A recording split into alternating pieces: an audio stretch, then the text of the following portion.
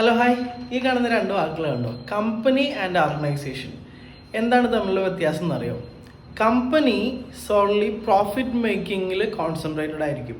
അവർ ഒരു പ്രൊഡക്റ്റ് അല്ലെങ്കിൽ സർവീസ് വിൽക്കുന്ന ഗ്രൂപ്പ് ഓഫ് പീപ്പിൾ ആയിരിക്കും. നേരെ മറിച്ച് ഓർഗനൈസേഷൻ പ്രോഫിറ്റിന് വേണ്ടി മാത്രമല്ലാതെ മറ്റെന്തെങ്കിലും കാര്യങ്ങളും കൂടെ മുന്നിൽ കണ്ട് വർക്ക് ചെയ്യുന്ന ആൾക്കാരായിരിക്കും. ചാരിറ്റി ആവാം, എഡ്യൂക്കേഷൻ ആവാം, അങ്ങനെയൊക്കെ ഉണ്ട്.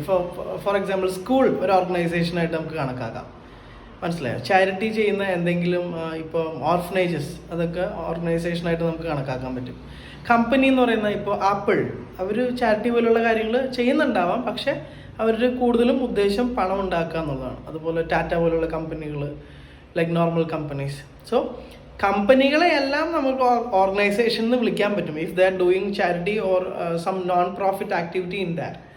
അങ്ങനെ ചെയ്യുന്നുണ്ടെങ്കിൽ നമുക്ക് കമ്പനികളെയും ഓർഗനൈസേഷൻസ് എന്ന് വിളിക്കാൻ പറ്റും. പക്ഷേ എല്ലാ ഓർഗനൈസേഷൻസിനെയും കമ്പനീസ് എന്ന് വിളിക്കാൻ പറ്റില്ല.